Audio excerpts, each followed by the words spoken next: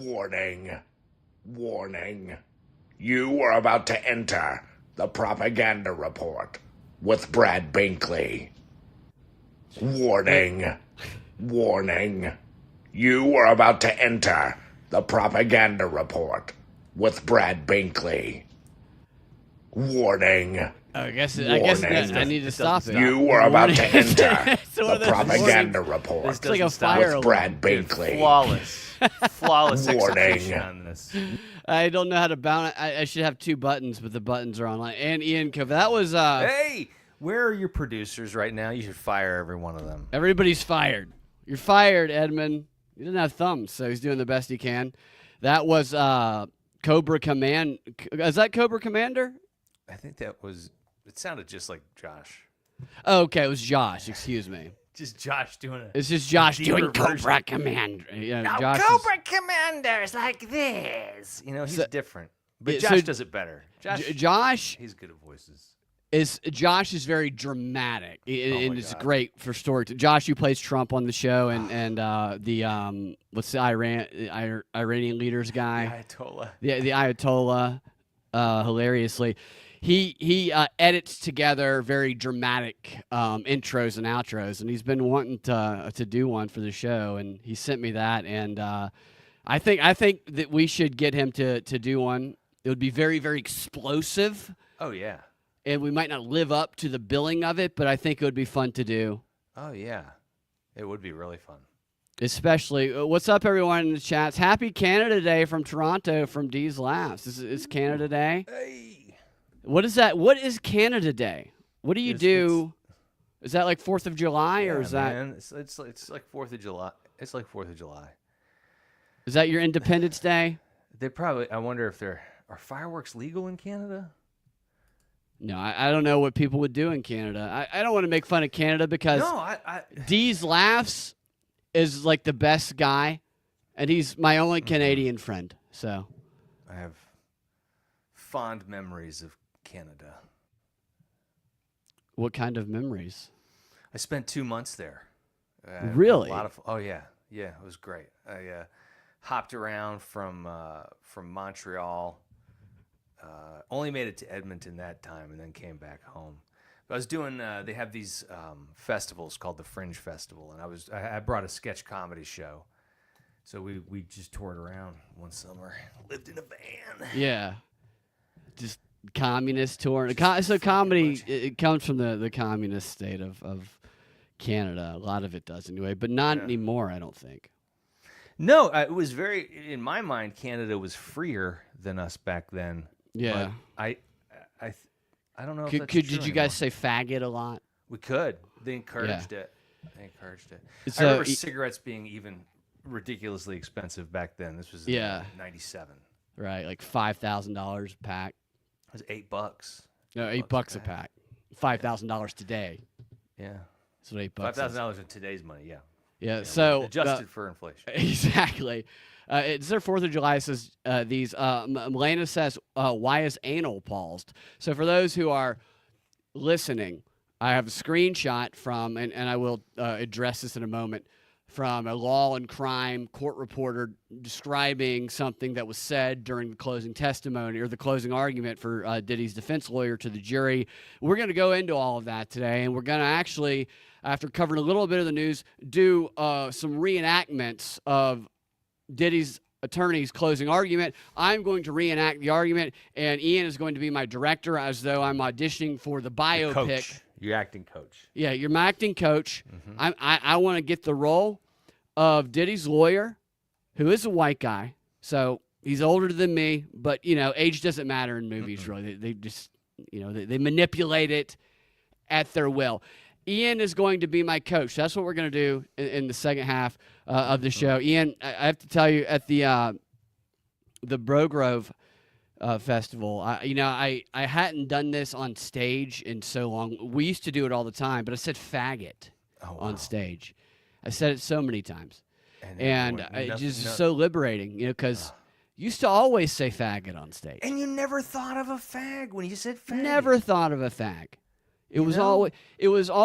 I've been called a faggot by a gay guy on stage. I had a gay roommate.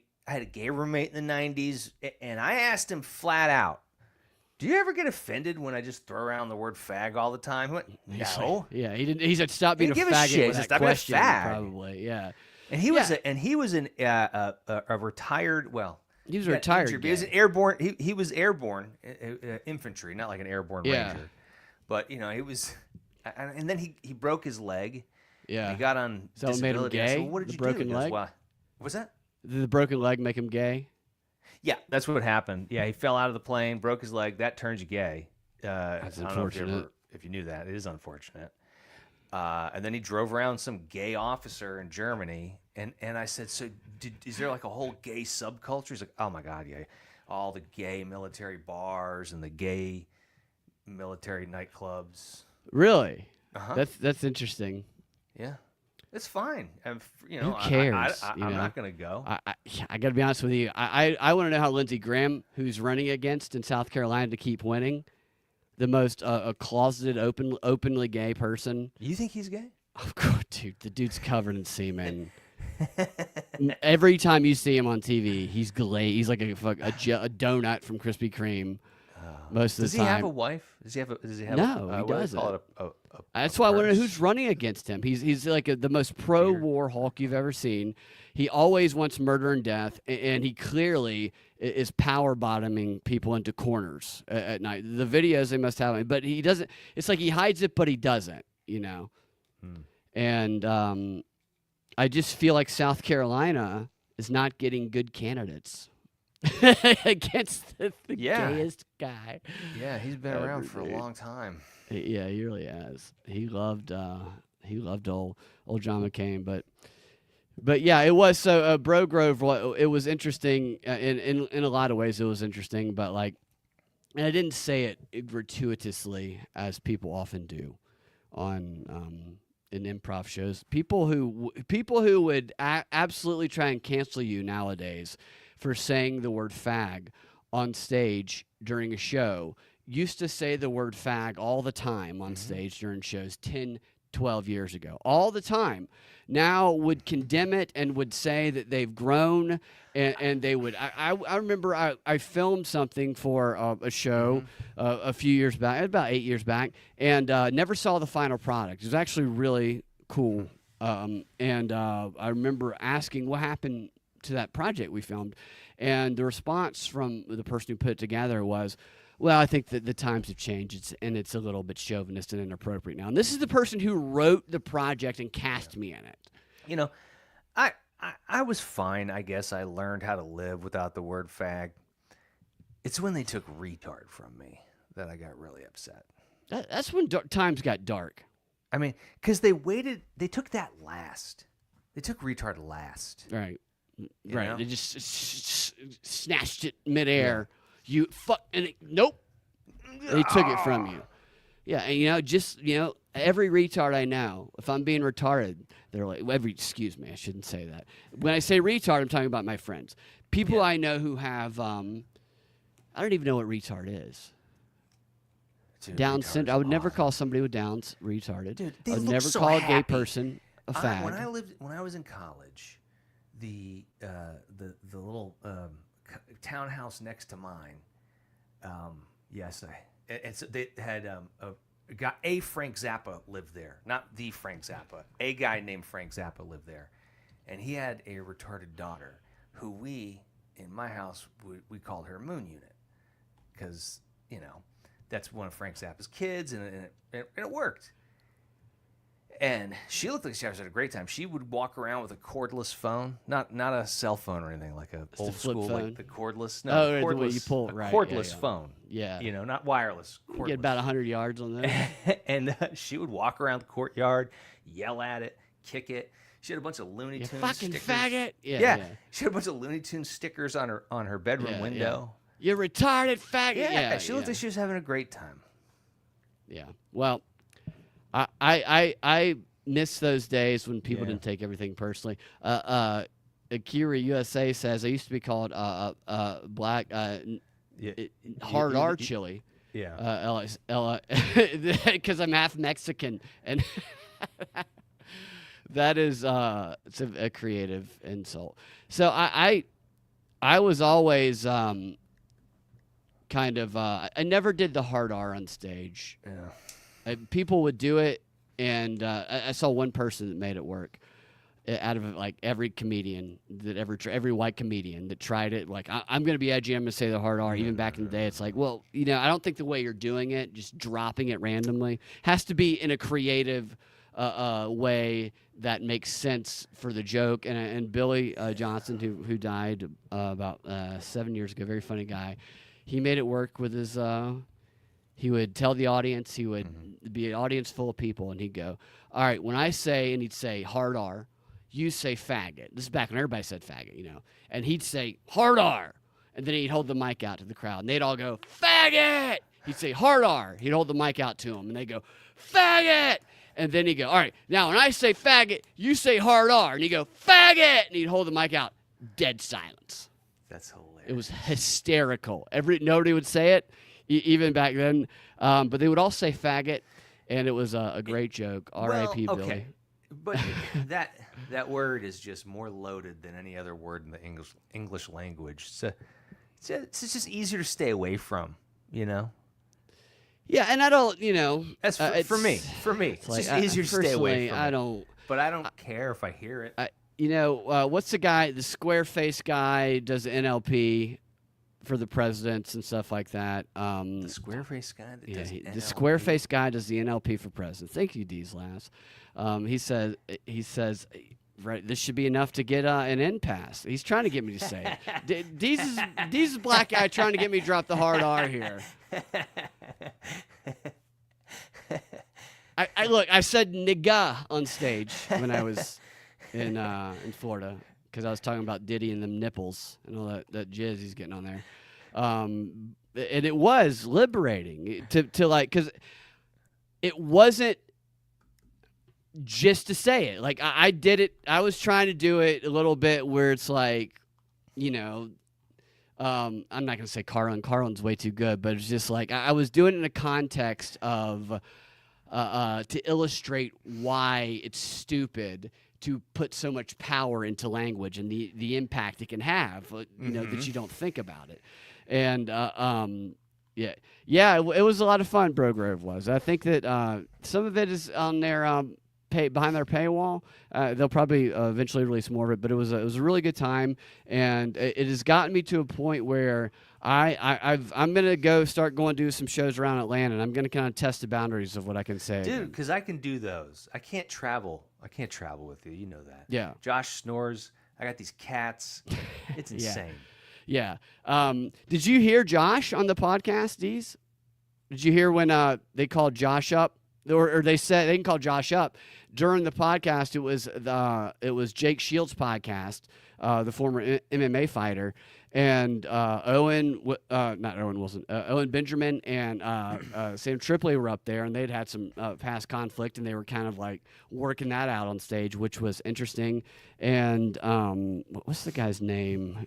I can't remember the other guy's name. He's got a big following who's up there, but Trump hit Iran during that. Yeah, so you heard Josh. Mm-hmm. Yeah, I think I told this story already in the show, but like Trump hit Iran in the nuclears during the show, and Owen Benjamin was like, "Oh, I wish we had somebody who did a Trump impersonation here," and Josh was there because we were there the night before. Josh went up and he killed it. He crushed it. Funny. He did. He's so good at it, man. He's beating himself up. Like, you it's killed like it, dude. You were getting a standing ovation in the back. That's amazing. Like, people, he was like, because they saw him the night before, and so when Owen Benjamin, he wasn't there the night before, he didn't see it, said that, there was people going, like, they knew that he was there. And so Josh just immediately went up there, no hesitation, crushed it. He's a fan favorite. He is. All right, so... All right, let's get. I'm wearing the stupid wig. Let's get to what we're going to talk about. So Trump made like a pop-up, alligator Alcatraz, which is like the funniest thing. Like, those pop-up shops and then they're gone the next day. That's like the alligator Alcatraz. It takes like a week to build. There's a lot of construction workers in Florida. There's got to be a whole lot of them. So they don't want to get deported. He's like, you build the alligator Alcatraz, maybe you stay a little bit longer. Maybe we kick Elon out. Maybe we'll get Elon. with Doge. We get him out. And it took Alcatraz 2 years to build. This thing I'm not even certain they're gonna actually be putting people in there. It almost feels like literally a pop-up shop demonstration to where it's like, if we sense immigrants anywhere in the country, boom, there's an Alcatraz. There's little pop-ups everywhere. Dude, if you were here illegally and you thought and you realized, oh shit, now there's an alligator Alcatraz, like he's already given you a 7-month head start. Right. Get the fuck out. Get out. Right. Boom, Blue Ridge, bear Alcatraz, surrounded by bears. Overnight, it's there. You wake up and Alcatraz is in your community. You didn't have to do that. In Gatlinburg, at the Ripley's Believe It or Not aquarium, they have a bunch of sharks up there in the mountains in that aquarium. And I love it because it's like these sharks have no idea that they're swimming around in a mountain town. Right. I mean, there's hundreds of them. Shark Alcatraz. Sharks. We got to put some sharks in there as well. Like at SeaWorld and stuff. Mm-hmm. Dolphin Alcatraz. Kairos USA. I almost said that U.S. anus. He says USA, excuse me. Says that I feel like they'll put us in there for talking shit in the future. It's always kind of a slippery slope with some of this stuff. When one side establishes it, then it's there, it can be used, kind of like the Patriot Act and all of that. So whoever gets in office next, it's like, hopefully the pop-up shop closes down and is there for a PR purpose. That's what. Just to scare the shit out of people. Right. So it's like one of two things. It's like 3D printing has gotten so advanced, or they have technology so advanced that we don't know about, that they can literally build secure prisons overnight. Because the alligators, some people can wrestle alligators. Some people are good with alligators. Right? That can't be, there's alligators there. Nobody will get out. That can't be the actual thinking behind it. I think they could have built it out of like modular style stuff where they just bring in the stuff that's pre-made. It saves a bunch of time. So they make it off-site and then they brought truck a giant it in, printer it down to the middle of the swamp. Yeah, they fill it with enough paper and enough ink. And it just pops out. It pops out. Alcatraz. And the alligator's already there. They're free. Yeah. I'd be interested to see if anybody gets in there. But there is this people trying to build houses with some of this technology real quickly. And they do. They love to test the technology out in the wild. So it's like China, USA. Okay, for Crystal. All right. So I thought that was going to be the funniest thing of the week until I went through almost all 4 hours of Diddy's attorney's closing argument. And it was 4 hours long. So the prosecution rests their case last week, and in response, Diddy's attorneys called nobody. They said, no, we're not calling anybody. And then they moved a couple, difficulties with jury stuff. And then they moved to the closing arguments, and prosecution did theirs, and then the defense did theirs. That's all they did was the 4-hour closing argument. Then there was a rebuttal, some jury issues in between. I should say that since all of this has happened in the past, is breaking news. There has been news that the jury has reached a verdict on 4 of the 5 counts, but they can't tell us what that verdict is until they have reached a verdict on all 5. And apparently, the charge that they have not come to a conclusion on yet is the racketeering conspiracy charge, the big one. And this is where the plant that they have on the jury is given. There's totally a plant, in my opinion. And something in the closing argument tells me that it was all designed to speak to one person on that jury, the entire closing. Because he completely isolates half, at least, of the jury with some very specific language that he uses. It's very, very interesting, and I'm surprised nobody's talked about this, maybe because it's just so long that a lot of people haven't really gone through it all. A 4-hour closing argument? A 4-hour closing argument. I thought it was going to be 30 minutes, dude. Dude, I'd never be a lawyer. To bullshit 4 hours worth of closing arguments on behalf it's of crazy, Diddy? man. He goes through Jeez. every claim, every witness made by the prosecution, and he just gives the alternative explanation to it. And he does it They say the people that were inside that he does it sarcastically, and if the lawyer here, this is the lawyer. Oh, that's right, because we can't see it because Mark. Let me play a clip of just the lawyer, so you kind of know what he sounds like, because he is he's a big time lawyer. He's one like these big time lawyers, like what's the Epstein guy that loves Trump now? What's that guy's name? The Jewish guy who was on he was accused of being on Epstein Island. Now he's a big supporter of Trump. I don't know. He was recently arguing for lowering or something about the age of consent. It'll come to me a second. You guys will. All right. Mark. Yeah. Baby oil. Okay. So check this out. This is him. I love the Diddy was. It's like Diddy was hoarding baby oil, like everybody else was hoarding toilet paper during the pandemic. Alan Dershowitz. Thank you, Dees. Okay. Yeah. He was on Epstein Island? Well, he was accused of being on Epstein Island. Okay. Then he sued, and he could apparently his calendar could disprove that allegation, and it was the girl of Virginia Guffrey who died who accused him of it, and she eventually took it back, I believe. But he was Epstein's lawyer, and he did sign that plea deal letter that I talk about all the time. So this is like 9 months ago. This is Diddy's lawyer. This is the guy who we're going to be role-playing here in a moment, just to give you a sense of him. This morning, and it's about almost 3 o'clock now. He's just laser focused. He's engaged. He's helpful. He's confident. We're going through our defense as we do every day, and his spirits are relatively good. I mean, it's always difficult to be in a place like this, but I can tell you, the staff has been helpful and really, wonderful to us. They've given us full access to him. I have no complaints whatsoever, and I'll be coming here every day.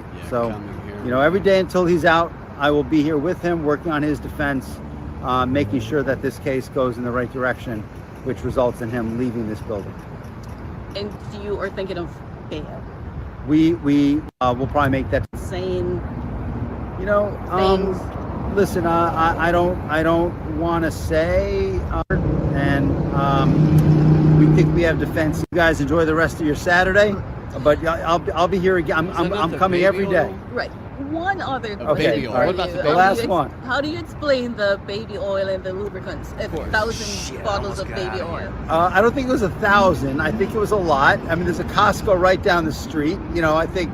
Right. So go ahead and get all the baby oil. Americans buy in bulk, as we know. 99. Dude, exactly. Like this explanation is it's a glimpse into the guy's creative use of logic here. Wow. He had that much baby oil because of a Costco down the street, and Americans hoard. 1,000 bottles of baby oil. I don't think it was 1,000. I think it was a lot. I mean, there's a Costco right down the street. I think Americans buy in bulk, as we know. And this is consensual adults doing what consensual adults do. We can't get so puritanical in this country to think that somehow sex is a bad thing, because if it was, there'd be no more people. Dude, that's so funny to me. Dude, like, yeah, he's right. He's right. The argument for freak-offs is procreation. I know, sure right? It's procreation. Just like it was intended. Of course. The birth rate's declining. Diddy got to freak off. Yeah, I'm going to a freak-off right now. And you can't have. You gotta have the baby oil. So at Bro Grove, they did this thing, this really gay segment of the show. It was also funny where two of the dudes in the Bro Grove group that were in Tower Gang. One of them's really jacked. I think he wants to be like a bodybuilder. He he's always giggling. He's like Ridgeway, but he's just jacked, you know. And then Raven Corbo did like a bodybuilding thing where they took their shirts off and they covered themselves in baby oil.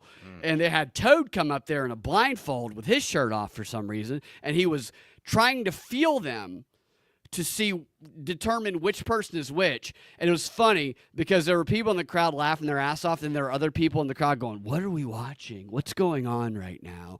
And after they did it, not Corbo, he slips, his name slips my mind right now. I met him briefly. He's a super nice guy. I feel bad for that slip in my mind. But he was telling me, he was like, Toad was so sensitive when he touched me. I was expecting him to be tough with me, and it made it really, he was just so sensitive about how I just thought that was so funny. Like, he was feeling the finer points of it, and he was like, why was he so sensitive on our muscles? It was just so fucking. My point here is, though, they were covered in baby oil, and they used half a bottle of baby oil. And the entire night, they were both like, every time they walked by, but you still got that baby oil on. They just got it covered. And then I'm like thinking about the thousands of bottles of baby oil. Yeah, that, well, maybe that he those has, the guys weren't cleaning doing up. it right. I'll bet you if Diddy was there, he's like, whoa. Half a bottle. Spraying from the ceiling. Yeah. It's just, and he says, well, there's a Costco down the street. Who goes to Costco and doesn't stock up on baby oil? Exactly. Americans buy in bulk. Don't you know the birth rate is down? Mm-hmm. It's hilarious, the logic that the defense attorneys can use. Okay, so that's the guy that we're going to hear from in a second. Before we hear from him, I want to play a new song that's been released. Did you hear that there's a new song, a new rap song out by a guy named Yee? Oh. A little song called I thought you were gonna go ahead. Called Free Diddy.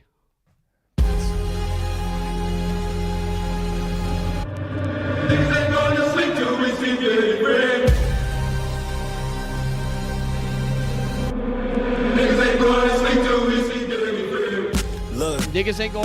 Diddy try to free. play the victim. Outspoken, I ain't keeping shit in. W's in the chat, a nigga winning. All right, so we don't have to play the whole thing. The point is, Thank you. you didn't like the song. He's off his he's fucking off. Well, you know that he wrote that song. You see whose channel that's under? King Combs. That's Diddy's son. So my prediction's been half correct so far, which I've been saying for a while, that the person who's going to release Freak Off Session, the song, is going to be Ye. Well, he released a Diddy song. He did a collab with Diddy's son, King Combs, who one of Diddy's sons is being accused of raping somebody. I don't know. That could be just a hashtag Me Too money grab. I don't know if it's this one.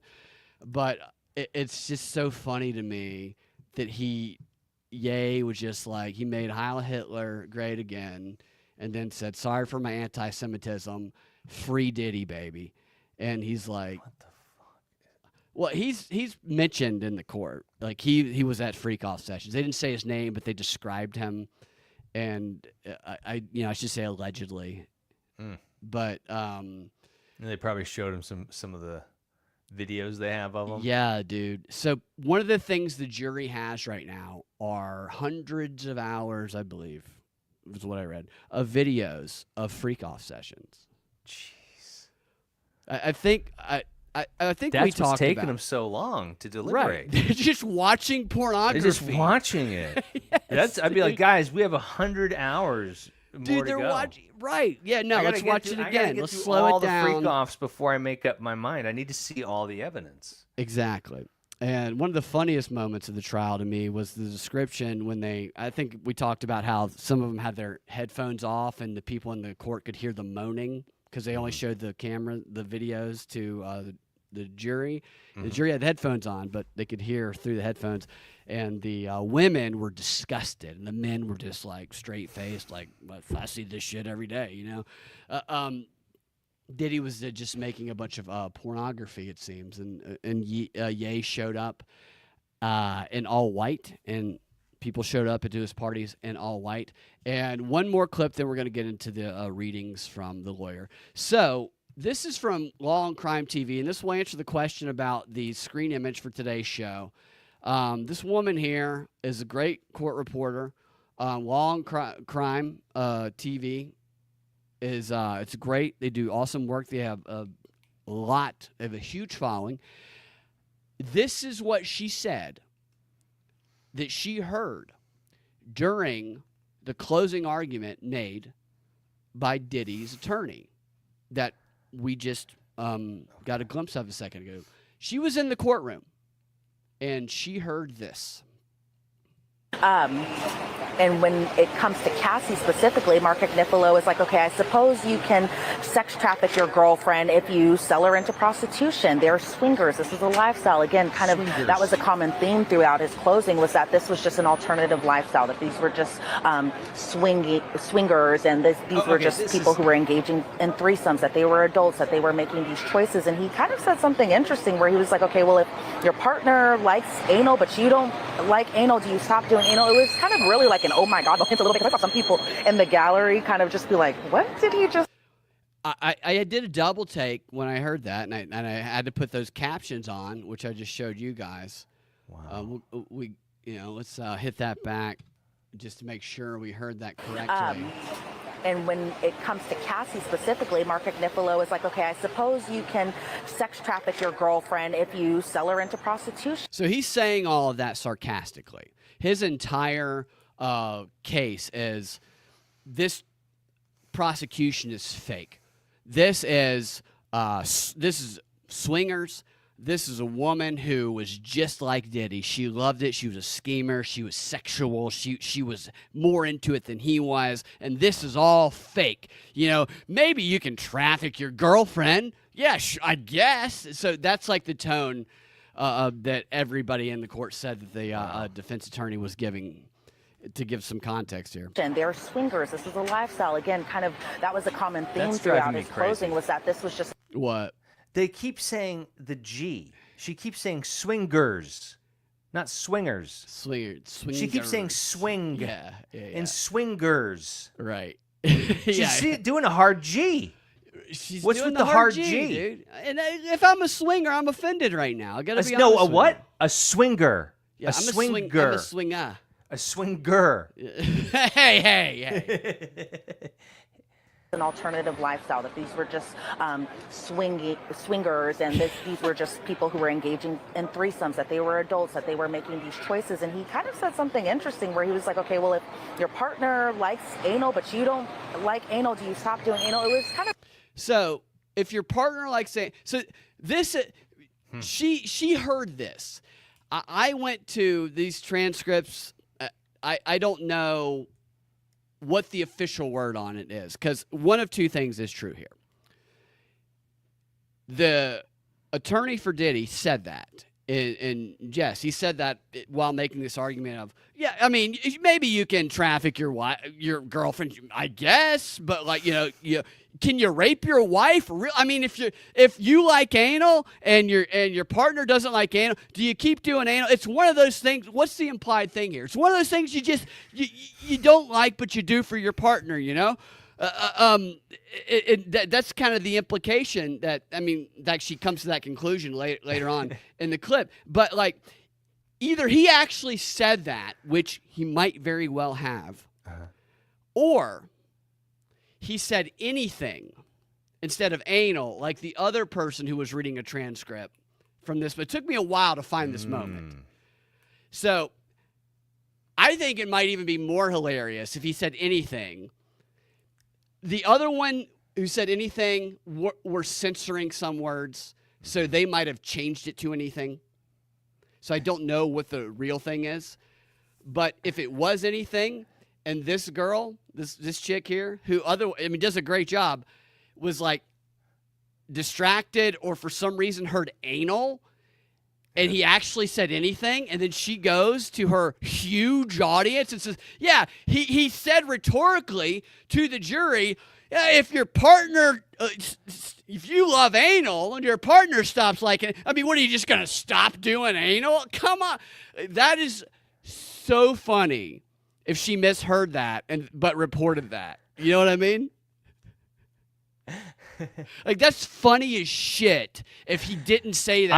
I wish she we could thinks see the he jury did. all reacting like, well, I mean, he's got a point, right?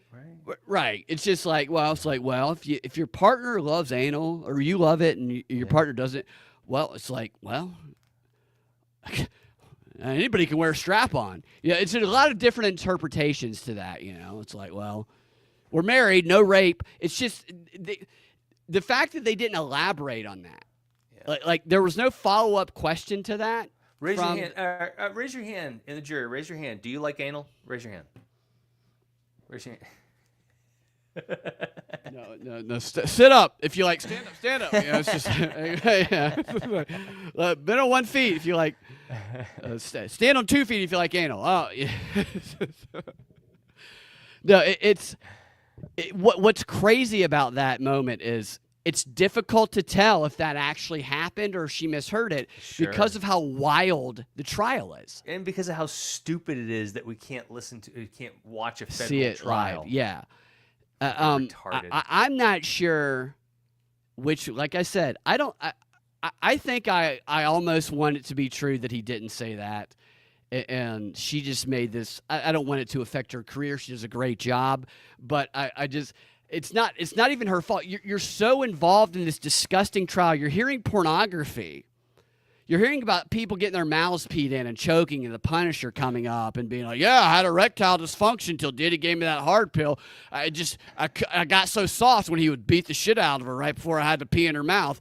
It's just like, so she's got all this sexual stuff in her head. Who can blame her for thinking that the lawyer was talking to the jury? I mean, come on, who among us, would stop doing anal if our partner didn't like it? You know, you'd still fuck that ass, right? It's just like, what kind of partner would stop you?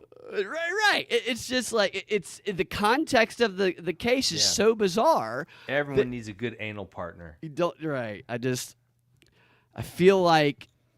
Wait, what did you say? I said everyone needs a good anal partner.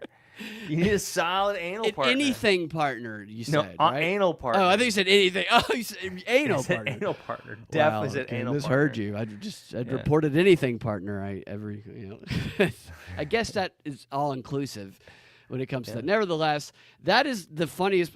That is really an understatement. You're not going to see this clip played anywhere. I guarantee it. Because I watch all this fucking weird long crime shit, and I went to sleep after watching this, and I woke up going, "Did I dream her saying that? Why that'd be a weird dream to have."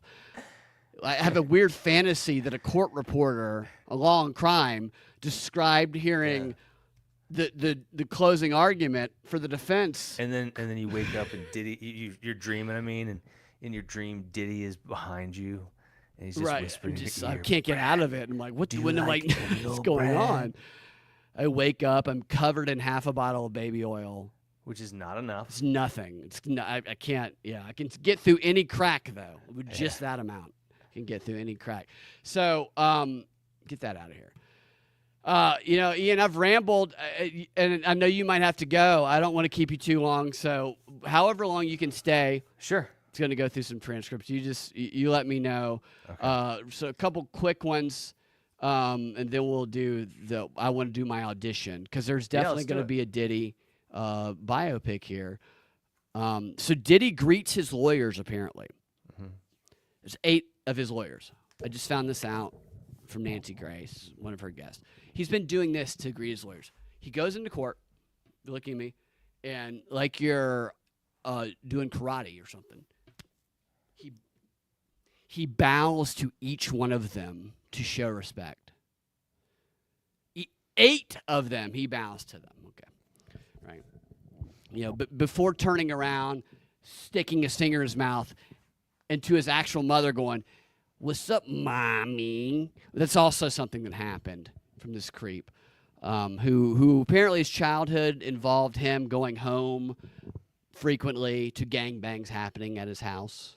Oh my gosh! So that was part of all that. So we got that part. Okay, so this is the most interesting part of the transcript, the revealing part to me. the lawyer said that he said this. He said, we're trying to do something now, we as in America, that we've given a label to it: diversity, equity, and inclusion. He, Diddy, was doing this in 1993 as a 24-year-old by himself. Not because some government told him so, because that's who he is. That's who he was. That's who he is now. That is what his businesses are. That's what the evidence shows you his businesses are. That's not, however, what the government says his businesses are. What they say his businesses are racketeering and enterprises. Are you kidding me? Are you kidding me? You heard all the witnesses. Did you hear one witness say on that stand, yeah, I was part of a racketeering enterprise. I engaged in racketeering as part of an enterprise. You didn't hear that. This is actual. That's hilarious. This is actual quotes he said that he's saying to the jury. Dude, as though that's how. You know how you come up with a closing argument like this? You get coked out of your mind. You do that Obama-shaped ecstasy. You get coked out of your mind. You do the and orange. You and your buddy have amazing ideas. Dude, you get one of those drug bags, those freak-off session drug bags is what you get right there. That's how this closing argument came up. But so when he says this was early on in his argument, the diversity and equity and inclusion thing. He is see, now I was going to say analyzing. I meant to say alienating a large portion of the jury. And it came out analyzing because of the subject matter and that other lawyer. But he doesn't give a shit. Analating. Yeah, he doesn't give a shit if he analates the majority of this jury. He has in his mind, in my opinion, one or two jurors who he thinks are freaks, who are probably minorities, who he thinks are speaking Diddy's language and are the type of person Diddy might hire and help in the future. That's because you are not doing a broad appeal when you are so aggressive about how Diddy is the OG DEI guy. You know? Which, by the way, what a perfect thing to hide a racketeering racket behind. That's what I would have said in the rebuttal is, I'm glad he brought up DEI. Let's look at all of the DEI efforts, the Black Lives Matter efforts that were actually racketeering and money laundering. Because that's what many of these efforts were used for, and it was proven to be used for. Right. And James Comey's daughter didn't bring that shit up in her rebuttal. I mean, this is a worst. This is definitely an appeal. Maybe it's not the worst because it's all about the emotions you hit the jury with, but you could easily be like, that's actually exactly what I would hide that behind because you're not allowed to question that shit. Right. You know, he's the original what a bunch of bullshit. All right, so this is my audition, and I would like for you to role play with me for 5 minutes. Sure. And then you can get out of here if you gotta get out of Let's here. do it. The biopic, I would like to play his lawyer. I don't know any of the tone. I just copied and pasted this from the transcript of the in-court reporters. And Ian, for those listening, is a great director, great acting coach. He's a great actor. And so in this situation, I'd be preparing for this audition by doing this monologue. Ian's going to interject. He's going to give me some notes. He's going to help me do some adjustments here. Sure. Because I would like to play this role. Here we go. Let me move that real quick. Let's make this. Remember, take a deep breath in through your nose, out through your mouth. There you go. There you go. All right. Good. Good. Thank you. Thank you. All right. Just say the words, man. I got it. Thank you.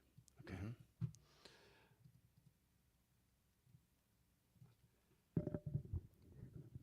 Ladies and gentlemen of the jury, if there's one thing you see in the evidence, Sean Combs and Cassie Ventura have a relationship. It's a relationship, and they're in love. And it's a rare relationship, and they're in love. And so let's talk about the parts of it you remember, how it started, how they met each other. Quieter. Oh, Just quieter. Yeah, more intimate. Okay. More intimate. No, oh, all right. Okay, good. Yeah. Cassie has a boyfriend. She had a boyfriend for 3 years at the time. He's 10 years older than her. But she take that back and let that land. Let that land. Because remember, you've got a jury out there that you're addressing, correct? And you're right, and every word is impactful. Right, and these are 12 unique people that you got to make eye contact with them. You got to remember. This is an on-camera audition. You're doing great. You're in a living room, right? You're in someone's living room. Right. You just got to remember that, all right? Okay. Yeah. All right, you're doing These are great, people. man. Yeah. Thank you. All right.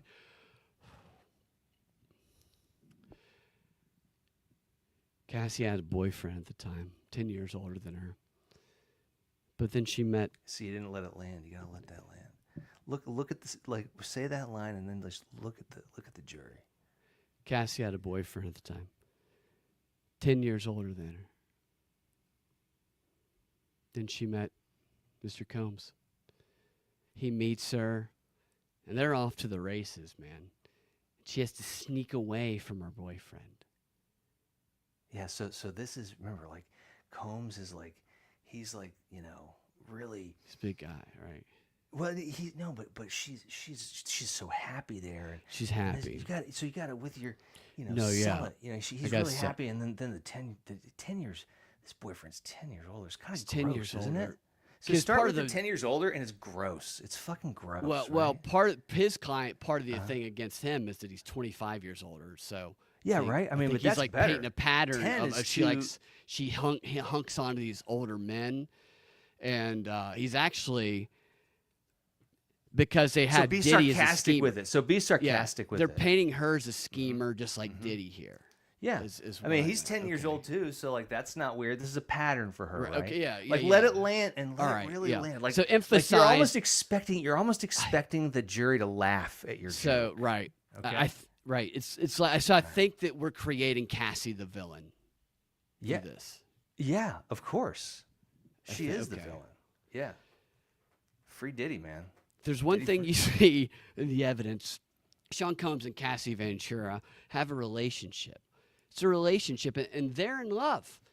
And it's a rare relationship. So let's talk about the parts you remember. No, Brad, I'm going to feed you a line. Okay. They're in love. And it's a rare relationship. They're in love. Brad, how often does true love happen? Do you understand? It's a rare relationship. Yeah. She had a boyfriend at the time. He's 10 years older than her. And she had to sneak away after she met Diddy. And she had to make up something about her. So let me take that back, gather my thoughts. Because Cassie was in a relationship, but then she met Diddy, who swept her off her feet, and she's off to the races and had to sneak away from her then boyfriend. So she comes up with a ruse. And a ruse that she came up with is, I'm hosting a party in Miami. But there's no actual party in Miami. So great. Here's the thing. Yeah, Cassie's the villain, but the way we can make her even more of a villain is if... Too aggressive. Too aggressive. Diddy saved her, man. And this is what she's doing to him? Right. Yeah, so she's... Right? Yeah, so Diddy she manipulates this her. Guy. Diddy Diddy saves in love. her. She doesn't know Diddy. what she had. She's throwing Diddy away. Right. All the freak-offs. Right, yeah. These are just some happy swingers. She comes up with a ruse. And the ruse is, I'm hosting a party in Miami, but there is no party. But she makes up a flyer anyway, and the flyer says, Cassie's hosting a party in Miami, and the whole thing works. Boyfriend buys it. She gets on a plane to Florida, goes and hangs out with Mr. Combs. Mr. Combs rents a boat, and she said during her testimony that they go out into the ocean, not too far into the ocean, and they make love for the first time. And they're in this really intense relationship they get in that has its highs and its highs and its lows and its lows, and it becomes a She beautiful, betrayed him, right? Keep going. Just beautiful, listen. She loving betrayed him. relationship. For Yeah. 11 years it became, these two. Yeah. This is court testimony script, by the way. Just want to clarify for people listening. We're not just improvising. This is actual testimony, or the argument that was being made. We're just doing it dramatically. Now, I say it's a relationship because the government, I think, is trying to get you to believe that it's some type of one-sided, oppressive thing. And we're going to talk a lot about Cassie. Cassie, she's nobody's fool. Yeah, Diddy's the victim, remember? Cassie's sitting somewhere in the world with 30 million, all right? So if you had to pick a winner in this whole thing, it's hard not to pick Cassie. So take that back. Take that back. Remember, bring the jury into this. Really check in with the jury. Like they want to pick that winner. Do you think anyone in this jury has 30 million? No, dude. They're all right. No, they ain't shit, dude. Dude, They'd we be all know evading that, their that taxes. if you get on a jury, it was because you were too stupid to get out of the jury duty. Yeah. Right? Right. That's who's on juries. Deez says this is weird and hilarious, and that's what we are, Deez. Is we're weird and hilarious. That's what we are. Dude, we're gonna get you a fucking Oscar. All right. So, okay. Now, I say this is a relationship because the government, I think, is trying to get you guys to believe that this is some sort of one-sided, oppressive thing. So go back. Whenever you name something like government or Cassie or Diddy, yeah. Remember, we always say those proper nouns with like an opinion loaded behind it. Okay. Right? Right. So remember, it's how you say it, Brad. All right, go. Right. It's not just the words. Yes, the intent behind it. Now I say it's a relationship because the government, I think, is trying. I didn't get an to, opinion. I'm sorry. You didn't get an opinion on which line? On the government. How do you feel about the government, Brad? Yeah. I don't. No, tell me, Brad. How does Brad? I don't Binkley like the feel? fucking government. There, go. Take the line. Now I say it's a relationship because the government, I think, is trying to get you to believe that this is some one-sided oppressive thing. And we're going to talk a lot about Cassie.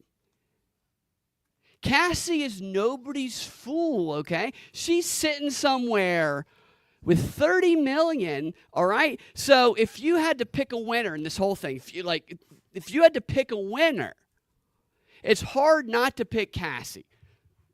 She flat won, okay? She flat won. It's no secret. He's in jail, you guys. Probably some of you guys are familiar with the handsome gentleman behind me right now.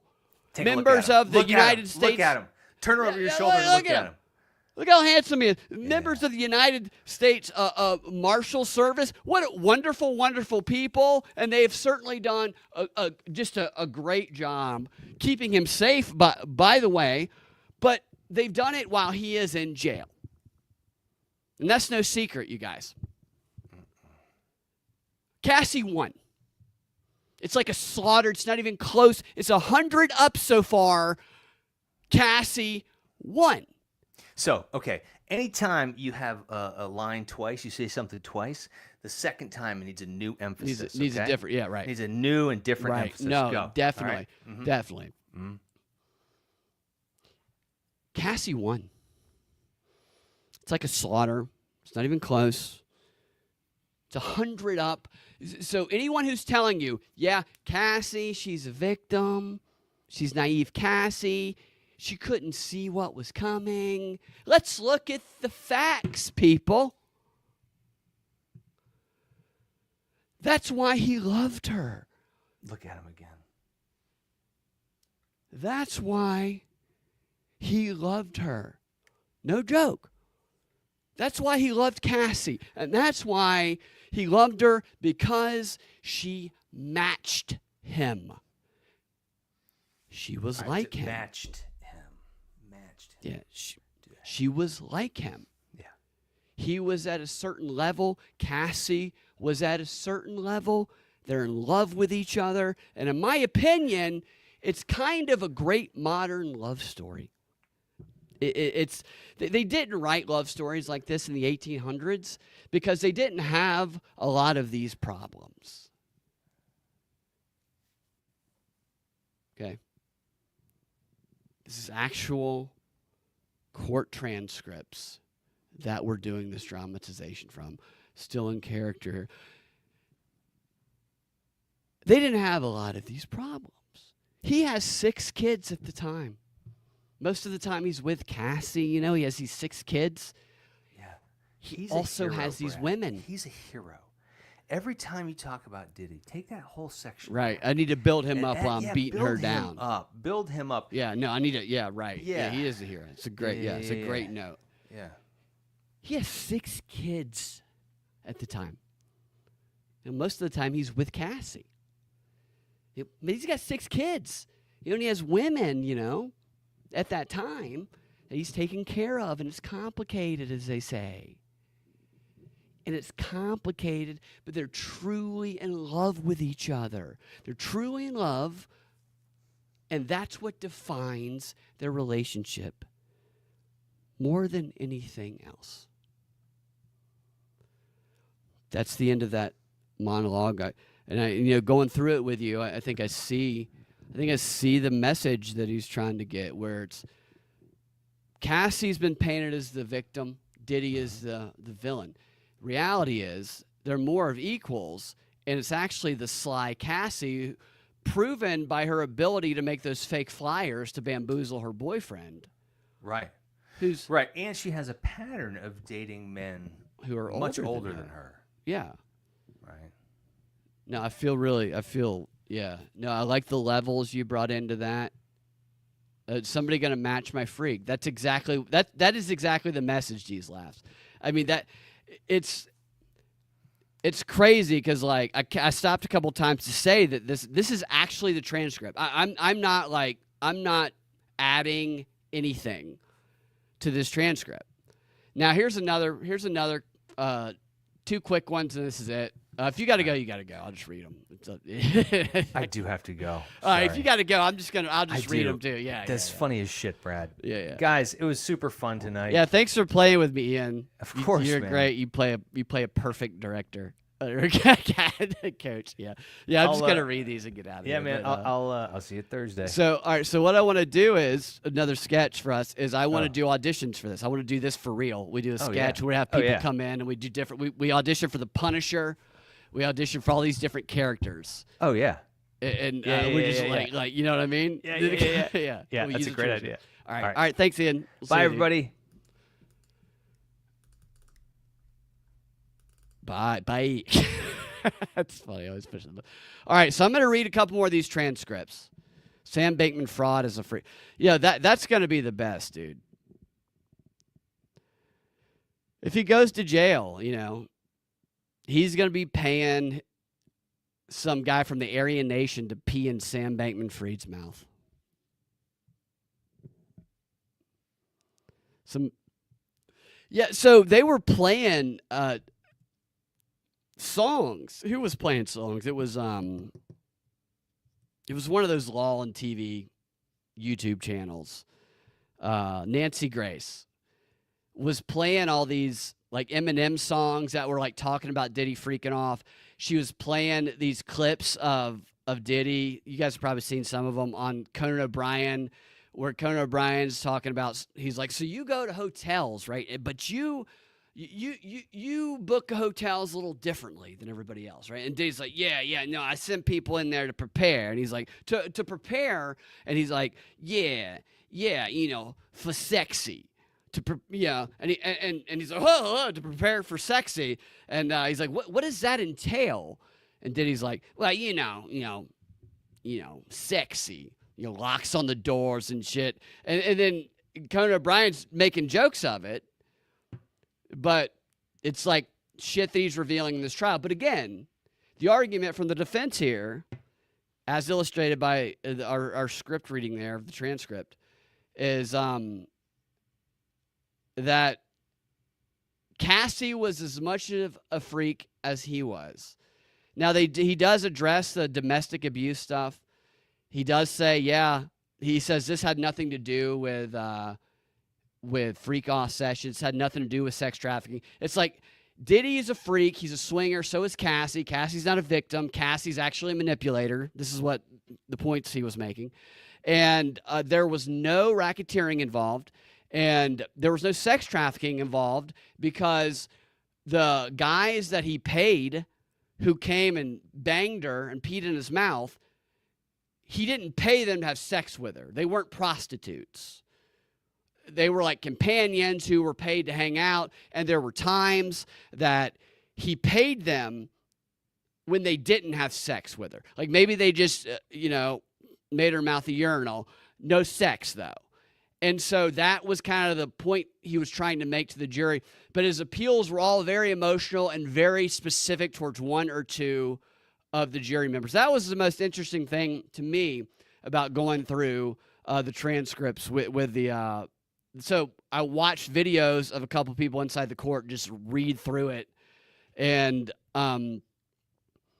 just like the media targets people with propaganda, it's very clear that Diddy's lawyer had one or two people in mind.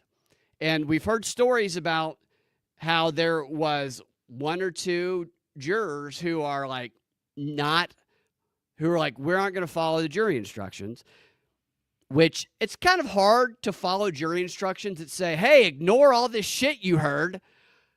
That's not something a human can actually do. But there was a picture painted of infighting with the jury. And I just don't think his lawyer is going to call no witnesses and then do a 4-hour closing argument where he basically starts it off by saying Diddy was the original DEI guy. He did DEI first. How dare you say he's a racketeer?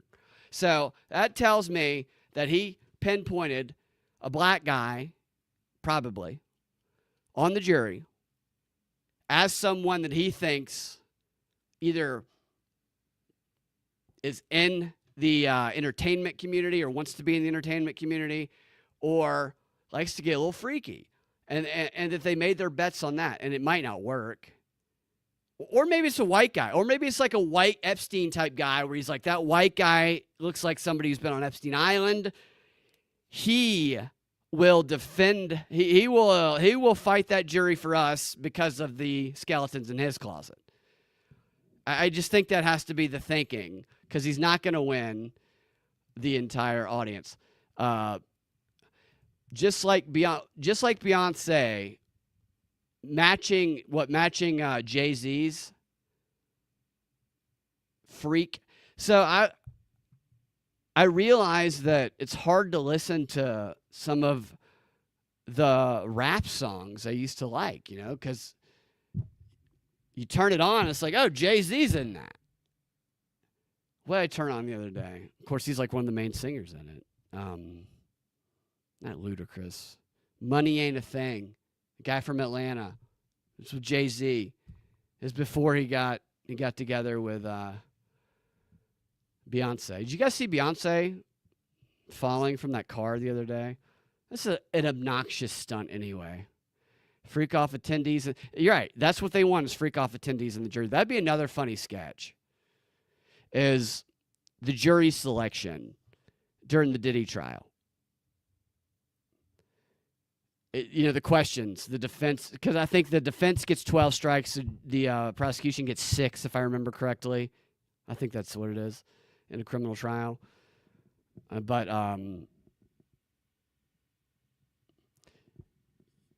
do you like cucking? If they're like, yes, it's like,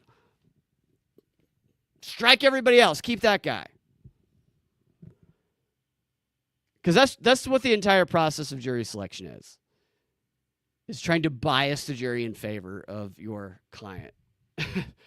Yeah, no, it's hard to listen to some of it. Who can you still listen to, Deez, when it comes to rap? Is there anybody that you, like Tone Loc? I haven't found anything about Tone Loc. Of course, I haven't looked. Love Tone Loc. Funky Cole Medina. That was the original, warning about the trans, by the way. Funky Cole Medina. You must be sure that the girl is pure. for Funky Cole Medina. All right, I'm going to give you guys a couple more straight from the transcript, according to these in-court reporters. This is focused on the Astroglide. Diddy's lawyer says to the jury, his family's here. So the lead up to this part is he tells the jury, he says, you see over here, there's his kids, all of his kids, one of them a baby, there's his mother, all sitting behind him. Which made me think, well, who's tending to the sex party at his mom's house? Because his mom used to have sex parties at her house when he was a kid. And she dresses like a hooker. And he calls her mommy. And it's a very strange. Why? Thank you, Glory, Queen Glory, with a spam comment in the chat. So that's the premise of leading up to this. And he's talking about how the women who testified, Diddy's still paying for Mia. That's not a real name, but that was the name she testified under. Still paying for Mia's house. And he was very degrading about, I'll call her Mia. That's not her name. Diddy's still paying for her house. She loved Diddy up until 2024. So, and then he says, he goes, I hope that her and her family are happy right now in that house that Diddy's paying for. His family, Diddy's, is here because he took care of them too. Because he takes care of people because that's who he is. But the government executes these search warrants, hundreds of agents, special response team. And I guess it's all worth it with these hundreds of agents and the special response team because they found the Astroglide. They found it, and boxes of Astroglide were taken off the streets. Woohoo! I feel better already. The streets of America are safe from the Astroglide. Thank goodness for the special response team. They found all of the Astroglide and the baby oil. We are safe. Actual argument from Diddy's lawyer to the jury. That wasn't me. That was Diddy's lawyer to the jury. Mocking the agents who busted in and saved America from crates of Astroglide and baby oil. Then he goes on to talk about text messages. This was funny. Like, I can't wait till they release the actual transcripts so this can be verified. I did some of this stuff. I watched multiple videos from different court reporters to see that they were saying the same thing. But I want to read this shit myself because it's crazy. Now he's talking about the love story, because he said earlier that actually, while the prosecution would have you think that this is some disgusting, abusive, sex trafficking and racketeering operations, actually one of the greatest love stories that's ever been told. And then he goes on to say, I don't know. He says this to the jury. I don't know if this will help your deliberation. I don't know. I don't know if it'll help the process. But if you want to read some beautiful, beautiful language, if you're just kicking back in the jury room, nothing to do, and you want to read some beautiful, beautiful language, go read the text messages about their breakup, Diddy and Cassie's. You will cry. You'll cry. You will read evidence with an exhibit sticker on it, and you will cry. Go read it. Beautiful language. Some of the most beautiful things I've ever read are in those text messages. And you'll feel the same way. This is his closing argument. This isn't sex trafficking. This is the most beautiful love story that's ever been told. The kind they couldn't even write in the 18th century. And if you want to know how beautiful it is, go read the text messages about the breakup. You'll be in tears. It's the most beautiful shit I've ever read. I guarantee you'll agree. That's actually a really fun argument.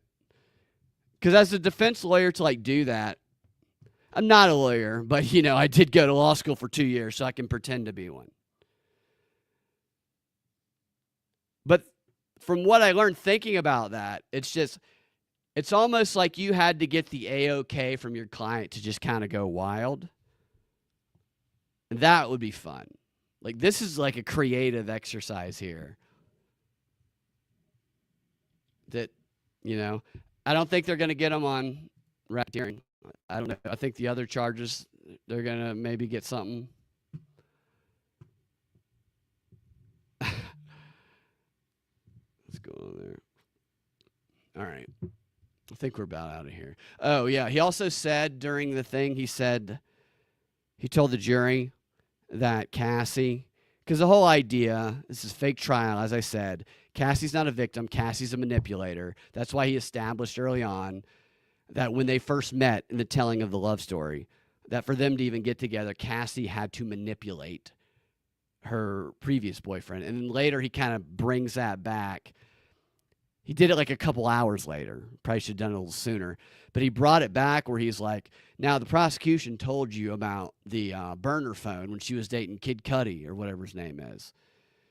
And they said that she was terrified of what Diddy would do and whatever. Well, she had an entire hotel room just for that burner phone. And because she's sly and she's sneaky, and she was playing Kid Cudi and she was playing Diddy. Remember when she played that other boyfriend of hers? He was 10 years older. He didn't say that, but that's what he was implying. He should have said that. Because they might have forgotten about it. It had been so long. But it's interesting. The creation, so the prosecution created this character in Cassie through the entire trial and the testimony. And what the defense attempted to do is, it's like when you see those videos where it's like, what if the Joker was the hero? Where they reframe movies. It's like little trailers where it's like whatever protagonist you like is actually the bad guy and vice versa. That's what this 4-hour closing argument attempted to do. Well, you heard this story. Here's the real story. Here's the real villain.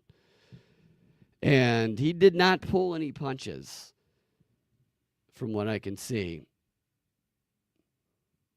And the reactions, too. It's like, from the different court reporters, some of them got very upset, viscerally upset at this guy for going after Cassie. Others were kind of even keel about it. It's like, I think getting emotional about it if you're a court reporter is probably, I don't know, maybe you shouldn't be a court reporter. But what's he gonna do? What that's the argument. That's the only story that's gonna work for him. I don't know what the truth is in any of it. I don't know. I don't know if he. I doubt he committed racketeering. Racketeering's such a vague thing anyway. He's a piece of shit. Yeah, I mean, definitely. It's gonna be weird if he gets off. I mean, if he's not guilty of some of the things, then he shouldn't be convicted of it. Does he get the baby oil back? If he is set free, does he get the crates of baby oil back?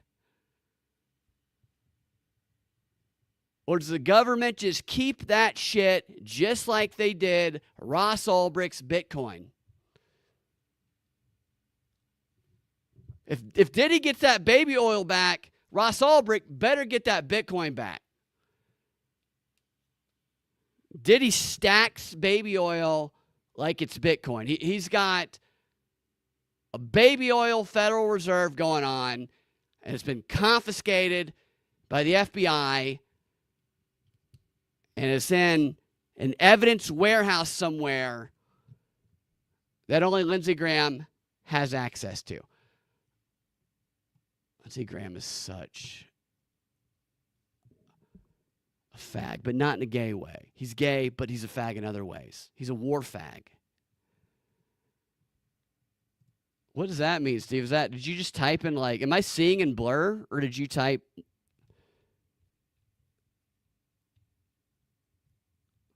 Did you type in, is that secret language?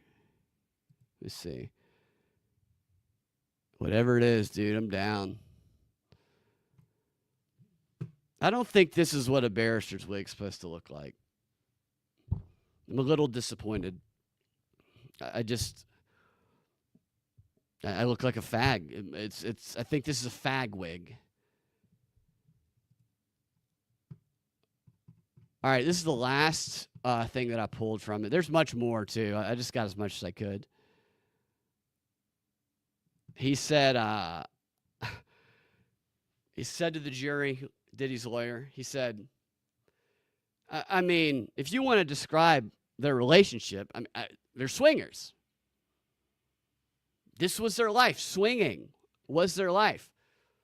No one's forcing her, Cassie, to do this. She's a woman who actually likes sex. Good for her. Good for her. She's beautiful. She should like sex. She's intense. She's unafraid. I mean, if you had to give Cassie, if you had to describe her with one word, the word that comes to mind is unafraid. She's unafraid. I'm unafraid. I'm just going for it. And she's unafraid about everything. That's what he said. He said, if you had to describe her with one word, it's unafraid. And then he got, seemingly based on the text, into it. And said, she's unafraid and I'm unafraid, as though he's like meta commenting on his own closing argument. I'm unafraid about what I'm doing right now in this closing argument, just as unafraid as Cassie was. And she's unafraid about everything, just like Diddy, but more so. Free Diddy. I don't think that's how he ended it. He should have ended it. He should have ended it with Free Diddy. You know, Heil Hitler, nigga. Right? You know, and then he should have just walked out to the Kanye song, because Kanye dropped the new album. I mean, wouldn't that be dope? If he just drops the, you know, the mic's probably pinned to him, if he even has one, drops his pen, Kanye plays, and then him, all 7 of Diddy's other lawyers, and Diddy, and all 8 of Diddy's kids, and his whore mom all get up and they just walk right out of the courtroom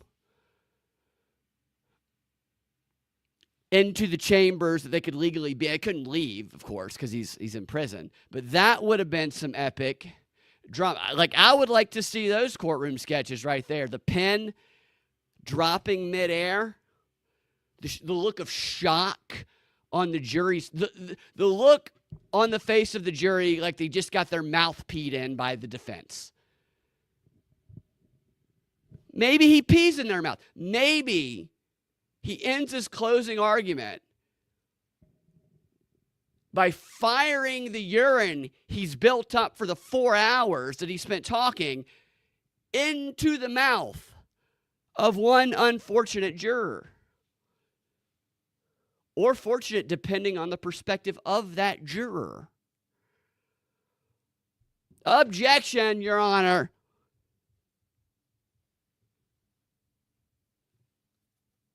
Witness tampering, peeing in the mouth, has to be witness tampering. Overruled. Continue. It is an A+ distraction. Dude, Steve, with Diddy's lawyers, with the creativity that he allows these arguments, I would definitely be able to come up with some wild shit for Diddy. I mean, that was the fun thing about, for me when I was in law school, is it would be like, they would give you these cases that, and it would just be like, your job is to just defend this crazy case we give you. And since it's not real, it's just like mock trial. It's like, okay, who cares? There's no real stakes except your grade and stuff. I would just go wild with it. And it was like so much fun. In real life, if you come up with a creative argument and like imagine if like that Koberger guy, the Idaho 4 guy who killed those college students, like if a lawyer creative enough to get that guy off. That's the whole thing with being like a lawyer is I don't know really any of my friends who went into criminal defense. Because you got to defend some bad dudes, You could like get some people who like did some bad shit off, and I think that probably weighs on people, especially if you're good at it,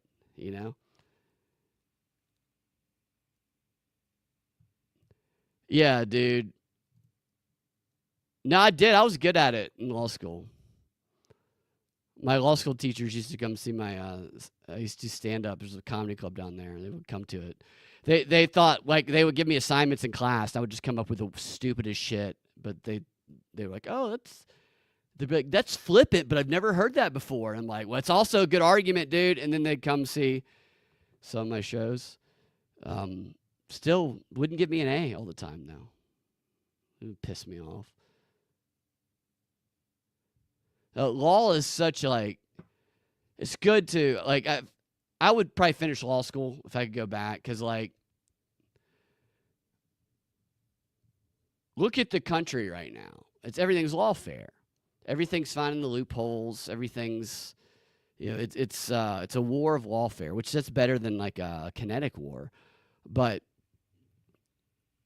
if you go to court, my sister's also a lawyer, but she's helped me in a lot of, like, when I've gotten a lot of traffic tickets, way too many. I'd speed way too much. But, like, if you go into these situations in court, whether you got a traffic ticket or something else, and you can get a charge as long as it's not like a felony that's awful. Even in those cases, sometimes you can get some deal. But if you know how to talk to the public, the prosecutor there, or if you have a lawyer with you, you'll get prioritized, and your lawyer will talk to them, and it'll usually get worked out. But if you don't know how it works, then the prosecutor, even for misdemeanors, and you can see them doing this to people in the hallways of these, like, you go into court, there's like 100 people in there all waiting. You just got to wait all day. But you'll see the prosecutor just take people, they go, come outside, let me talk to you. And they'll just go out. They'll know they have somebody who doesn't know shit. It'd be like a kid, or it'd be somebody who doesn't speak good English. And they will just be like, here's your options. And that person will be terrified and just accept it. And most people don't say anything back because of the anxiety. But if you know what they know and you just say something back, you have somebody talk to them, then they immediately will be like, okay, we can get rid of that charge and this charge. We can drop this charge. And yeah, just give us $50. You're out of here. It's, at a minor scale. It's like, it's why so many people become fucking lawyers and fucking doctors, dude. Lawyers and doctors would be like, we'll fuck you with the law and then we'll jab you with the fucking shot. That's not funny, but it is kind of. It's like, and then we'll make you lose your job legally if you don't have the shot. It's a whole nother can of worms there. There's also a bunch of quotes about, like, urinating and shit in the mouth, which I didn't get to. But his lawyer did say urinate about 20 times. the argument that he made was that he basically, and I'm summarizing this isn't verbatim, that the prosecution would have you believe, I feel like he should have been like a Southern lawyer, you know? The prosecution would have you believe that my client told the Punisher to pee in Miss Ventura's mouth until Miss Ventura had so much urine in her mouth that it filled up her throat and her mouth up to her lips and caused her to cough and choke and spit urine all over everybody.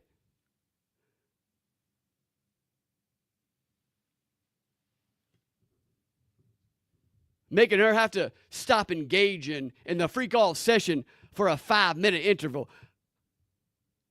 That is a lie.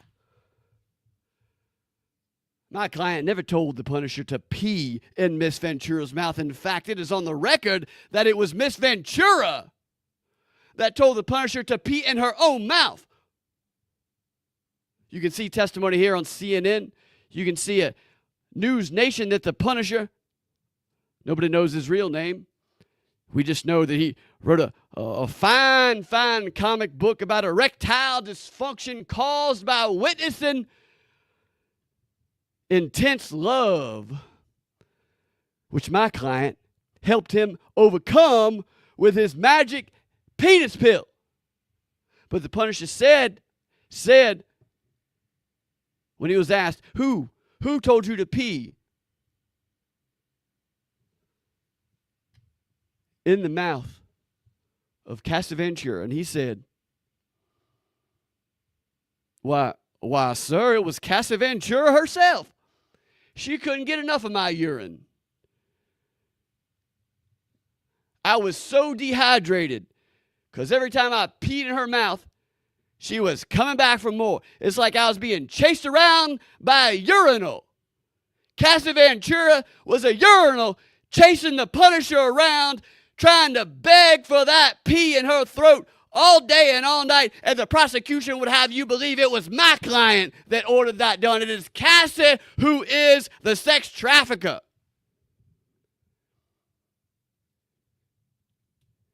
Cassie done fucked every butt in this courtroom. That's the argument. That's basically the argument. Cassie wanted to be pissed in.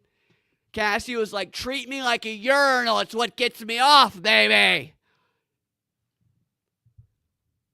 It's the 7th inning stretch at the Mets game. Everybody line up. It's a super creative argument.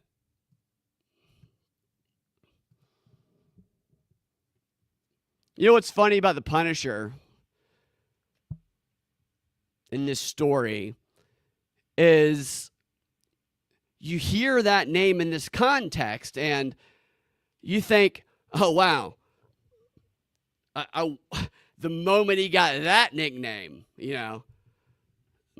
some girls just walking away. That vagina's never been the same.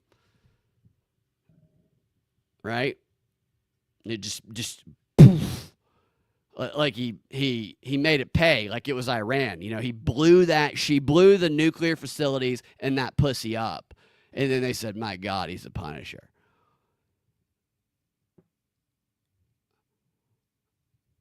That's not how he got his nickname.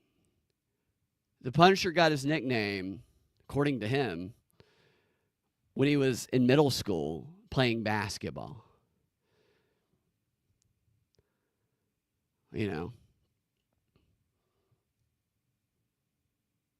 I guess he was just fucking the shit out of the other players.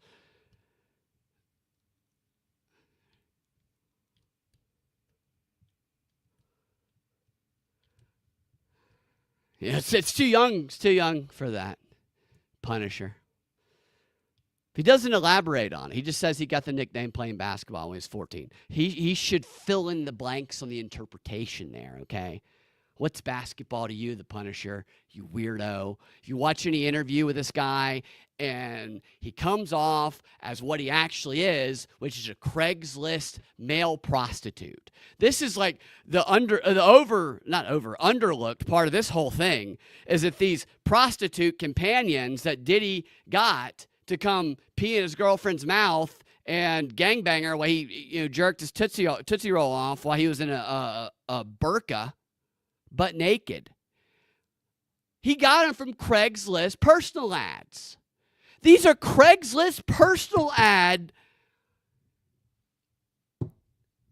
male prostitutes on Craigslist personal ads aren't a thing.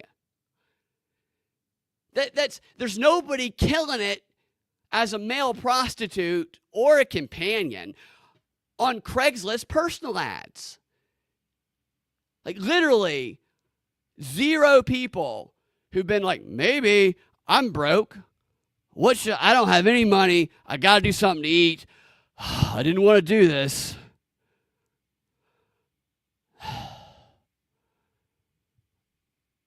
I guess I better offer my dick on Craigslist personal ad. It starts off $200 to get, everybody show their dick. You ever go look at Craigslist personal ads? Doesn't matter what you click on. It could be like big, great titties. It's like nothing but dicks. It's hilarious. I used to do a show where we'd open all of them and read them as like improv prompts. And that's a lot of dicks right there. Even the tits have dicks on Craigslist personal ads. And the female prostitutes, the ones that are making a killing on Craigslist personal ads, nobody under 350 pounds. Pussies open up like a subway tunnel. It's just disgusting. Like people walking out of there and just marching out. It's a hell. It's hell. It's like war. Going to read through those things. And yet Diddy was like, yeah, go find me some niggas on Craigslist personal ads to pee in your mouth. So this Punisher guy had probably never made $1 in his life as a male companion. Until he just hit jackpot, dude. Somebody called and was like, hello? Is this the Punisher? He's like, yeah. Well, would you like to come to Trump Hotel? Excuse me? Is $50,000 enough? I think so. Yeah, I'll be right over. Dude is the most lucrative Craigslist personal ad prostitute, male, hetero. Of course, we should go to the gay area is probably thriving. He claims he didn't involve in the gay shit. You weren't making a living then until then, Punisher. I guess it is kind of an inspiration for heterosexual male prostitutes on Craigslist personal ads who are feeling like they're never going to make it. Just look at the Punisher now.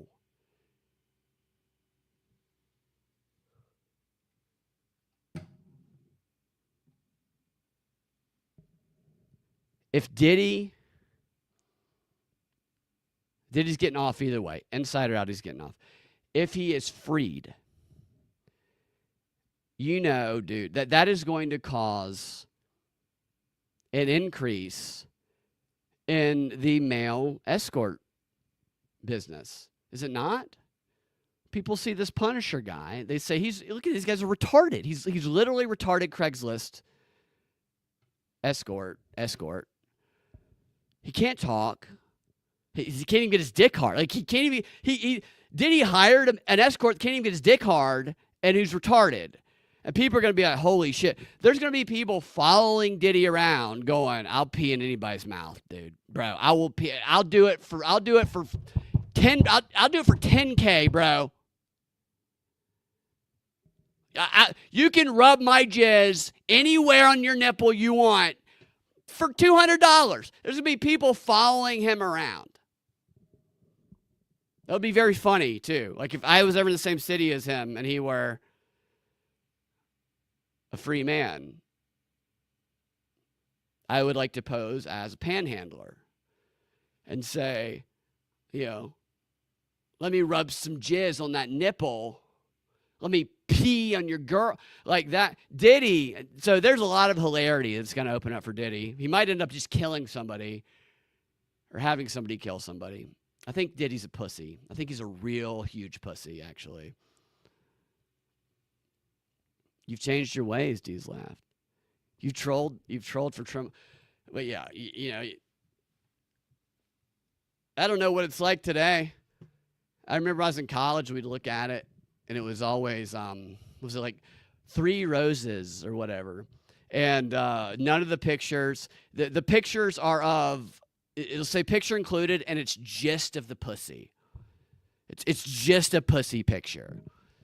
And it's not a pussy that ain't been through nothing. I'll tell you that. It's one that's been, worn out and hung up, dry, wet. I don't know. It's pussy that's been through Nam. All right.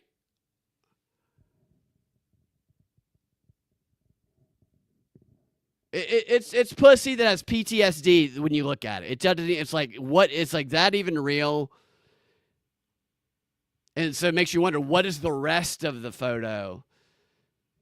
It's probably Diddy and the rest of it. Our back pages, that's where he got it also. He got some of these prostitutes from backstage. Which, isn't that weird? The guy has so much money. And I guess this was in 2009, 10, but even then, why is he going? Maybe you know what he's probably doing. He's probably intentionally going to people that don't need they're completely broke, because those are the people that he can compromise. Well, not compromise, but those are the people who aren't going to like rat on him. At least back then, if he goes and tries to do this with some high end prostitutes who are like gross, maybe it gets out sooner. But those are people who are Craigslist back page. He can control more, probably. That's probably why he did it. That's how he got discovered. That's how he got discovered as some kid. I can't remember what happened to his dad. Something weird happened to his dad and the government, I think. And his mom had these sex parties.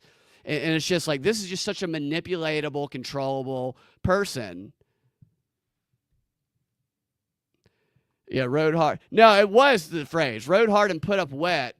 But none of these vaginas on Craigslist had been wet in many, many, many, many, many, many, many, many days and nights, fortnights. The wetness, the water, like if this was back, when like if there's water on Mars, there's life. There's no life on these vaginas. If you were searching these vaginas for life, you were finding nothing. It's, you're dying. There's no cactus in there. It might feel like a cactus, but there's no cactus. Diddy was a promoter at Howard in college and HBC. Yeah, he got in that. I pulled this up the other day. I can't remember the rapper, but when he was promoting when he was in college, I think it was at Howard University, there was like a stampede or something, and like 9 people died. Who was the rapper that he did that with? Diddy, stampede, 9 dead. Yeah, okay, so it was a hip-hop celebrity basketball game organized by Diddy and Heavy D. Heavy D, the rapper, at the City College of New York on December 28th, 1991. And a stampede occurred when the crowd, fearing they would not be able to get in due to the overselling of tickets, rushed the gymnasium doors. The doors opened inward and were ultimately held shut by the weight of the surging crowd. People were crushed and suffocated in the stairwell leading to the gymnasium doors. 8 people died at the scene, and a 9th later died at the hospital. A New York Court of Claims judge later found Combs and Heavy D 50% responsible for the deaths and injuries, with the City University of New York also 50% responsible. No criminal charges were filed. Combs did face numerous lawsuits from victims' families and settled 8 out of 9 wrongful death suits. So 1991, how old was he then? I mean, he couldn't have been very old. Oh, well. So I've been kicked off of 3 separate streams during this show. Astro. Yeah, kind of. It's the original Astro World. He was a party promoter, and he, I don't know, dude. His relationship with Biggie was weird. Like who taught him about freak-offs? Diddy didn't figure this shit out himself. Who showed him the ways of the freak-off? Was it his mom? Maybe he learned some of it there, but who was like, look, you're going to be butt naked, but you need to have a burqa on your head. And you sit in the corner. And you need to make sure that if the zombie apocalypse comes, or COVID, 2020 comes, that you have enough baby oil to lube your ancestors hundreds of years from now. That's going to suck. Like if Diddy's kids, when he dies, Diddy's kids are going to be left with, it's like 10 of them. So, I mean, that's like 100 bottles of baby oil each. What a ripoff. What a rip. You're like Diddy's kid. You're like thinking you're the heir to the baby oil throne, all this baby oil. You could drown civilizations in this baby oil. And then you start realizing, oh my God, all my fucking siblings, I got to split the baby oil with these people? What, are we going to be peeing into the same mouth? This is bullshit.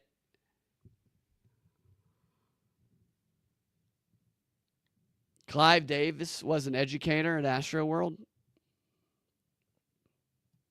Is that who's Clive Davis? Is it the actor? It's got to be British, right? Oh, wait, yeah, the record producer. That guy's still alive, dude. Dude, there's a lots of in his closet, lots of baby oil in his closet, for sure. I just think that there's a 0% chance that Diddy got into the baby oil freak-off fetish, cuck fetish, after Biggie died. I don't think Biggie died and then Diddy was like, clarity, I want to oil up some big black brothers and watch them defile my lady. And I'd like to pleasure myself in the corner. I'd like to direct porn. I'd like to be a porn director. That's his dream. His dream is to be a porn director. He works 9 to 5 as a rapper. All he wants to be is a porn director who masturbates during his project. 0 chance that he did not do a freak off with Biggie Smalls. It's disgusting. Why else would you have so much baby oil? Can you imagine that whale flopping around? Splattering baby oil. And I used to like Biggie's music. Tupac's music. Tupac's a homosexual. Jermaine Dupri did songs with Jay. You go back to every single song, and there's a Diddy connection.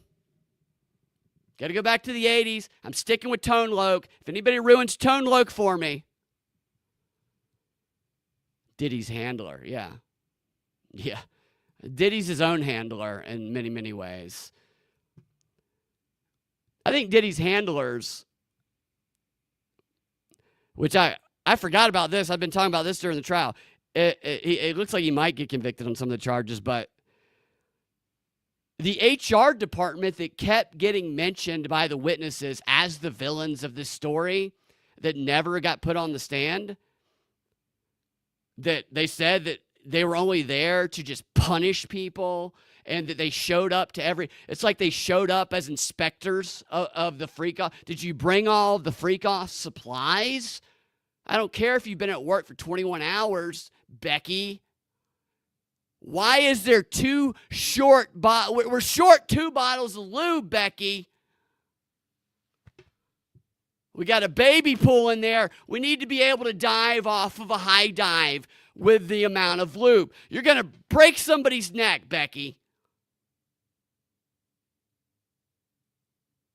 He had like 8 people working for minimum wage, less than that actually, who just were prep and post for the freak-offs. They packed the bag, they brought it, they set up the hotels, and they cleaned up the handprints on the wall, the blood, which for some reason Diddy would tell them when it was period blood. He would differentiate. Make sure you use the period blood shampoo. Oh, shit. Yeah. You have to be, it's such a degrading thing. And it kind of goes back to what the defense attorney's argument was, is that these people wanted this so bad. Well, he called Cassie a freak, but the other people, he's like, they wanted this. They wanted to be involved in it. They wanted to be famous so bad. If you're actually working 20 hours a day, like some of these people claimed, I mean, there's no way. You'd die. I mean, you could for a little while. I guess he could pump you full of drugs. I guess if you can freak off for 72 hours, you can at least clean up for 48, right? But they're working for shit. They're doing the most degrading, disgusting stuff, cleaning up after this nasty orgy. It's just, you've been led to believe that that's what you have to do to make it.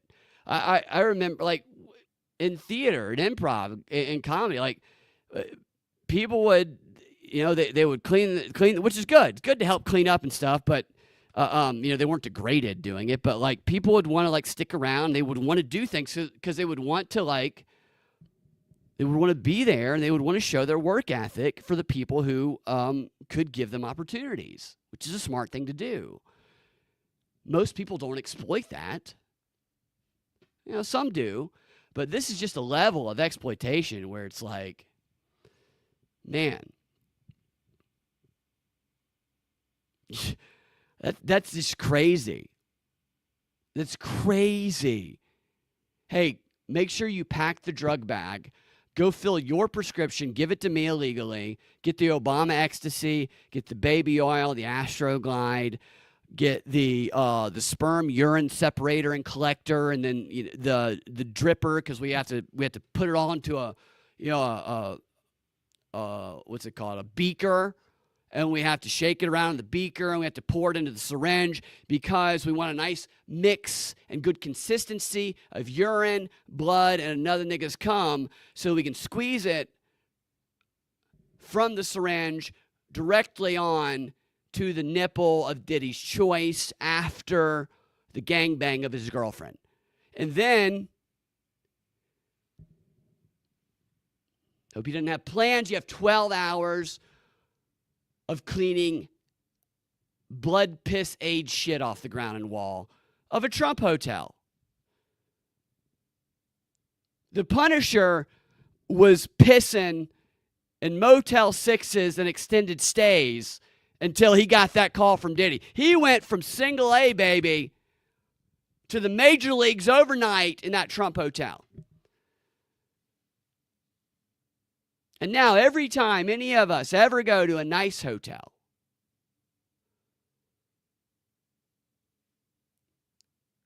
there's no telling what happened the night before. I mean, at least the extended stays in Motel 6s, you feel pretty good knowing a murder or some type of disgusting gangbang happened there, but you know it going in. Going to the Trump Hotel, you could just be laying in disgusting vial of P. Diddy and Craigslist, and you have no idea. Hotel Blacklight. I mean, that's a reality show. Somebody hadn't done it already. You just go to hotels, but not the dirty ones, because everybody knows the dirty ones. You go to the nicest hotels in the world, and you take a blacklight to those rooms, the penthouses. It's like Bonnie Blue doing a challenge at an Airbnb.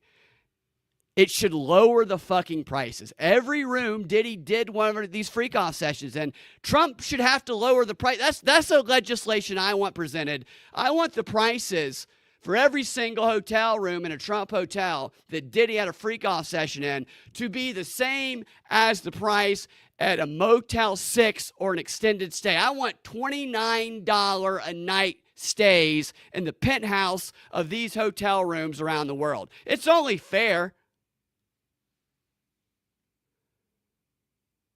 We're not going to do it. We're not going to do it. Diddy's got great cum. We're going to raise the prices.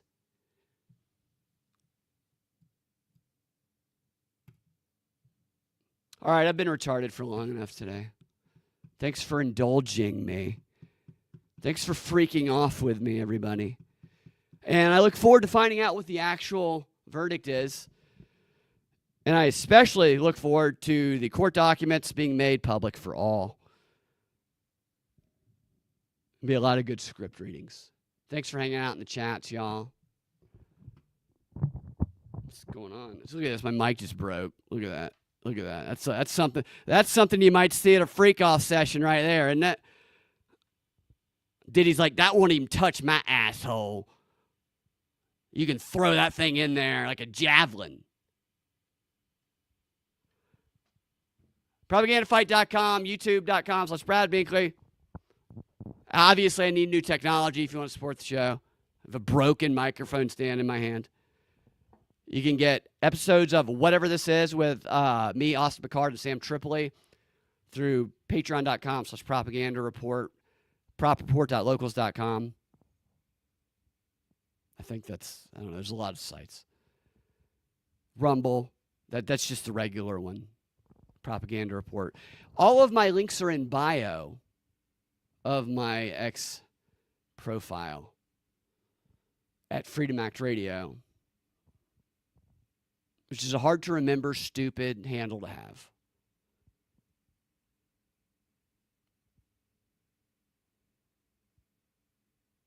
You're welcome, Deez.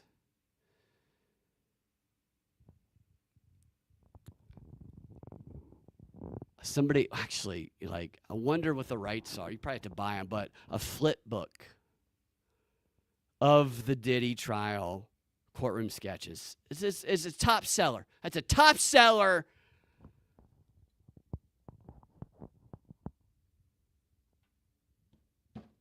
Diddy's happy either way. He's happy either way. He gets off either way. We'll talk to you next time. Have a fantastic rest of your freak off session.